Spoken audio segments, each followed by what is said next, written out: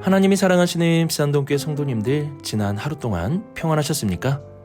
오늘 우리에게 주시는 하나님의 말씀은 고린도전서 14장 13절에서 19절까지입니다. 하나님의 말씀을 함께 읽겠습니다. 그러므로 방언을 말하는 자는 통역하기를 기도할지니 내가 만일 방언으로 기도하면 나의 영이 기도하거니와 나의 마음은 열매를 맺지 못하리라. 그러면 어떻게 할까? 내가 영으로 기도하고 또 마음으로 기도하며 내가 영으로 찬송하고 또 마음으로 찬송하리라. 그렇지 아니하면 내가 영으로 축복할 때에 알지 못하는 처지에 있는 자가 내가 무슨 말을 하는지 알지 못하고 내 감사에 어찌 아멘하리요. 너는 감사를 잘 하였으나 그러나 다른 사람은 덕세음을 받지 못하리라. 내가 너희 모든 사람보다 방언을 더 말함으로 하나님께 감사하노라. 그러나 교회에서 내가 남을 가르치기 위하여 깨달은 마음으로 5마디 말을 하는 것이 1만마디 방언으로 말하는 것보다 나으니라. 아멘. 기도하겠습니다. 사랑이 많으신 하나님 아버지, 오늘 우리에게 말씀을 통해 몰랐던 것들을 깨닫게 하시고 주님이 가르쳐 주시는 소중한 진리들을 더욱 알게 하옵소서. 매일마다 주님의 말씀의 양식을 먹으며 성장하게 하옵시고 성장할수록 더욱 사랑하는 삶을 살게 하옵소서. 이 모든 말씀 우리 주 예수 그리스도의 이름으로 기도드립니다. 아멘.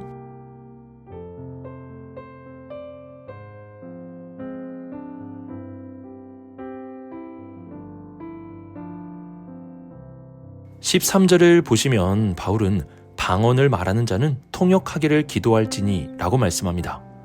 바울은 방언의 은사를 금지한 것이 아닙니다. 방언도 유익한 것입니다. 조건은 그 방언의 말이 다른 사람들에게 이해되어야 한다는 것입니다. 자기 자신만 기도에 심취하여 방언으로 말한다면 이는 자기 자신에게는 유익할 수 있을지 모르지만 공동체에는 전혀 유익하지 못한 것이 될 수 있습니다. 그래서 바울은 공동체로 모였을 때는 방언을 통역할 수 있도록 기도하라고 말씀하고 있습니다.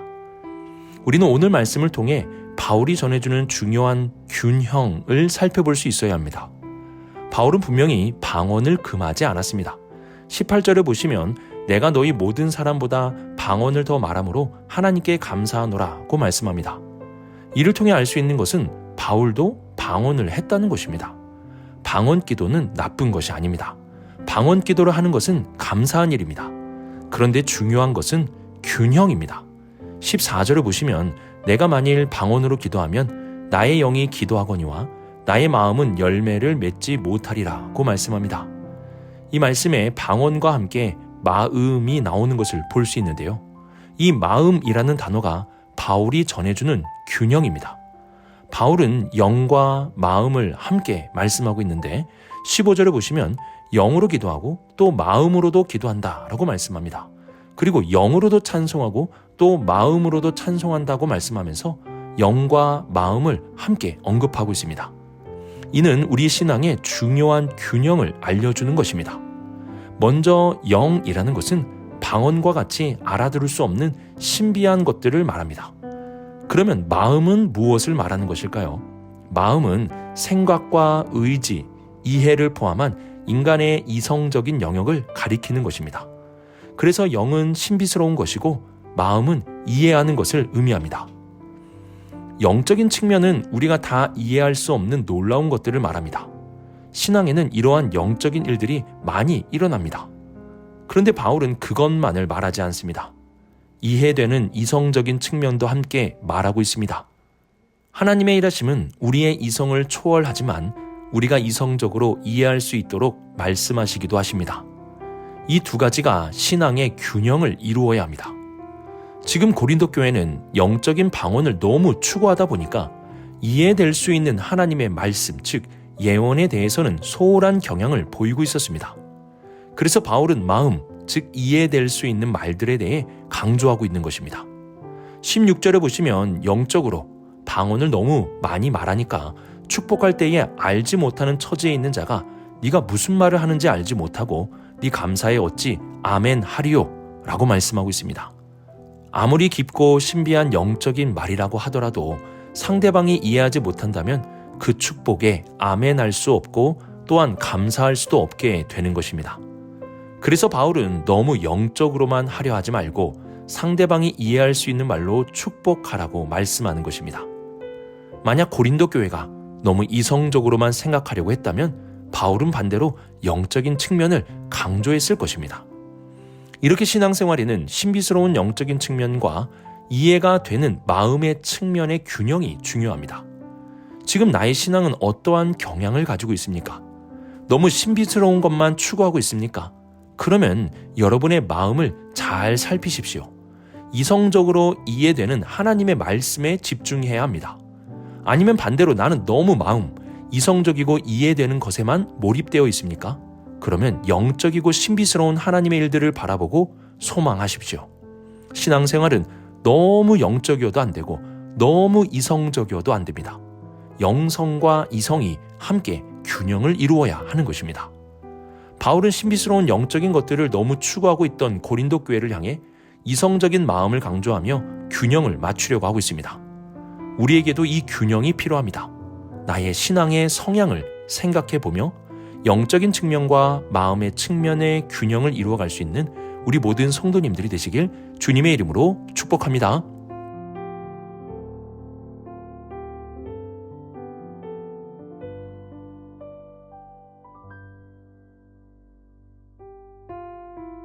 (19절을) 보시면 교회에서 내가 남을 가르치기 위하여 깨달은 마음으로 5마디 말을 하는 것이 1만 마디 방언으로 말하는 것보다 나으니라고 말씀합니다.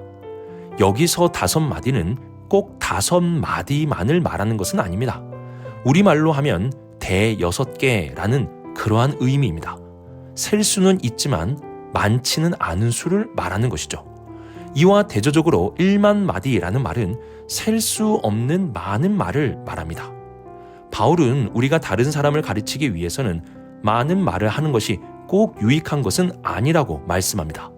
마치 방언과 같이 알아들을 수 없는 말을 수없이 반복한다고 해서 그 말이 다른 사람에게 가르침이나 유익함을 주는 것은 아니다라는 뜻입니다. 우리가 잘 알고 있듯이 말을 많이 한다고 사람들이 듣는 것은 아닙니다. 잔소리가 무엇입니까? 잔소리는 대6마디의 말이 아니라 1만 마디의 말입니다. 잔소리를 하는 이유 중에 하나는 내가 말을 많이 하면 들을 수도 있다는 생각에서 나오게 됩니다. 그래서 잔소리를 하는 사람들이 꼭 이런 말을 합니다. 내가 도대체 몇 번을 말했어? 사실 다른 사람을 듣게 하는 데는 숫자가 중요한 것은 아닙니다. 깨달은 마음으로 5마디 말을 하는 것이 1만 마디 방언으로 말하는 것보다 더 잘 들릴 수 있습니다. 바울은 깨달은 마음으로 전하는 적은 숫자의 말에 주목합니다. 여기서 깨달은 말은 예언을 가리키는 것으로서 하나님의 말씀을 깨닫는 마음을 말합니다. 하나님이 내게 주신 그 말씀을 깨닫게 된 것, 그것을 다른 사람에게 적은 숫자의 말로 전하는 것이 1만 마디의 방언보다 더 유익하다는 것입니다. 사람에게 귀한 가르침을 주기 위해서 필요한 것은 울림입니다. 그 말이 그 사람의 마음에서 계속 울려야 합니다.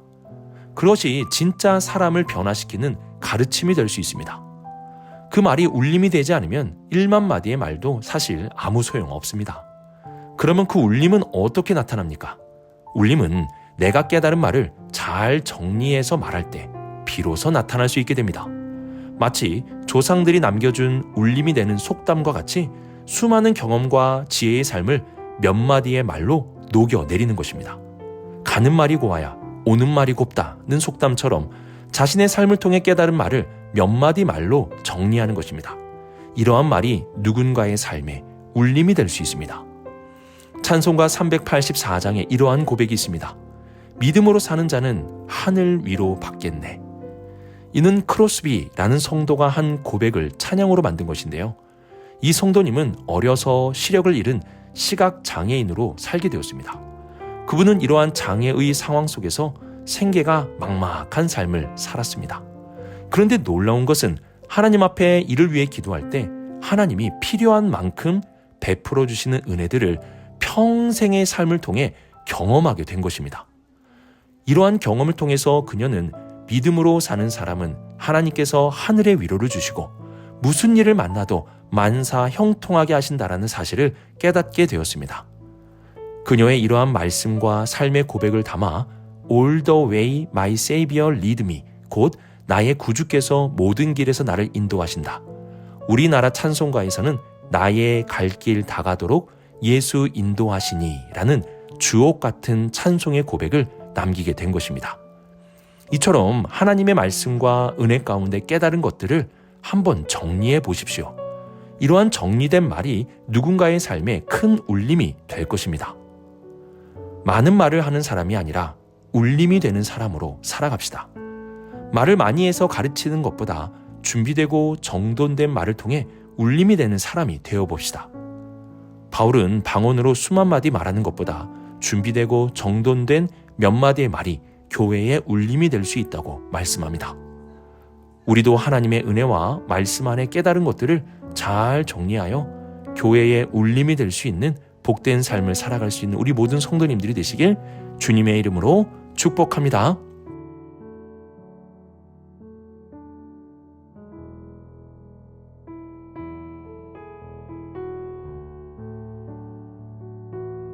현재 대한민국에서 방언으로 인하여 문제를 겪고 있는 교회는 많지 않을 것입니다. 과거에는 한창 방언에 대한 열풍이 교회마다 불어왔었습니다. 저와 같은 경우에도 전도사가 되기 위해서는 반드시 방언을 해야 한다는 소리를 듣고 자랄 정도였습니다. 하지만 이제는 그렇게까지 방언에 많은 관심이 있지는 않습니다. 그러면 이러한 방언에 대한 말씀은 가볍게 짚고 넘어가도 되는 것일까요? 그렇지 않습니다. 고린도 교회 안에 생긴 방언의 문제를 그 안으로 깊이 들어가서 보게 되면 사실 이 방언의 문제는 교회에 대한 오해, 성도들에 대한 오해의 문제였다는 것을 알 수 있습니다. 고린도 교회 성도들은 방언을 통해 자신을 부각시키고 자신을 더 높게 여기려고 했습니다. 바울은 이러한 은사의 잘못된 사용을 막아 교회의 본질적 모습, 교회는 예수 그리스도 안에 하나이며 다양한 성도, 모든 성도가 다 소중하다라는 것을 알려주고자 했습니다. 교회는 모든 성도가 다 소중합니다. 그 성도의 은사가 크던 작던, 그 성도가 믿음이 강하던 연약하던 모든 성도는 다 소중한 것입니다. 2000년 전 바울이 고린도 교회 성도들에게 하고자 했던 말이 바로 이것이 아닐까요? 교회로 모였을 때는 알 수 없는 신비스러운 말을 하여 다른 사람보다 더 높아 보이려 하지 말고 모든 성도가 소중하니 서로가 서로를 섬기며 도우며 덕을 세우라. 바울은 예언이 더 중요하니 예언만 하라는 것도 아니고 방언이 공동체로 모였을 때 문제가 될 수 있으니 방언을 폐하려고 한 것도 아닙니다. 바울은 은사의 목적을 올바르게 가르쳐 주어서 은사를 통해 모든 공동체가 유익할 수 있어야 한다라는 사실을 말하고 있습니다. 이렇게 고린도 교회 안에 생겨났던 은사의 문제는 결국 교회가 무엇인지에 대한 오해로 인한 생긴 문제였고 교회의 성도들을 어떻게 대해야 하는지에 대하여 생긴 오해의 문제였습니다. 그러므로 우리는 교회를 올바르게 이해해야 합니다. 교회는 그리스도의 몸이고 우리는 그리스도의 지체입니다. 지체는 모두가 소중하고 서로가 서로를 위해 존재합니다. 이를 위해 성령님은 은사를 주셨고 은사를 통해 그리스도의 몸이 균등하고 유익하게 하려고 하시는 것입니다. 교회를 올바르게 이해합시다. 그리고 성도들을 올바르게 대해줍시다. 이것이 바울이 우리에게 전해주고자 했던 소중한 하나님의 말씀입니다. 오늘의 말씀을 묵상하며 먼저 신앙생활에 있어서 신비스러운 영과 이성적인 마음이라는 균형을 잘 맞출 수 있기를 바랍니다. 또한 사람들을 올바르게 세우는 것은 많은 말이 아니라 준비된 몇 마디의 말이라는 사실도 기억할 수 있기를 바랍니다. 하나님의 말씀 가운데 내가 깨닫게 된 것을 정성스럽게 준비하십시오. 그 말이야말로 누군가의 삶에 큰 울림이 될 것입니다. 마지막으로 교회를 바르게 이해할 수 있기를 바랍니다. 교회는 그리스도의 몸이고 성도들은 그 지체입니다. 오늘 말씀을 통해서 신앙의 균형을 맞추시고 울림이 될 수 있는 몇 마디의 말을 준비하며 교회를 바르게 하라 주님의 몸된 교회를 세워갈 수 있는 우리 모든 성도님들이 되시길 주님의 이름으로 축복합니다. 기도하겠습니다. 사랑이 많으신 하나님 아버지, 우리의 신앙이 치우치는 신앙이 되지 않게 하옵소서. 영과 마음이라는 두 균형이 잘 맞춰지게 하옵소서. 또한 우리의 신앙의 삶을 통해 준비된 몇 마디의 말이 있게 하옵소서. 그 말이 우리 교회와 자녀들에게 큰 울림이 될 수 있도록 역사하여 주옵소서. 하나님, 교회를 오해하지 않게 하시고 교회를 바르게 이해하여 그리스도의 몸인 교회를 올바르게 세우는 우리 비산동교회 모든 성도들 되게 하옵소서. 이 모든 말씀 하나님의 아들 우리 주 예수 그리스도의 이름으로 기도드립니다. 아멘.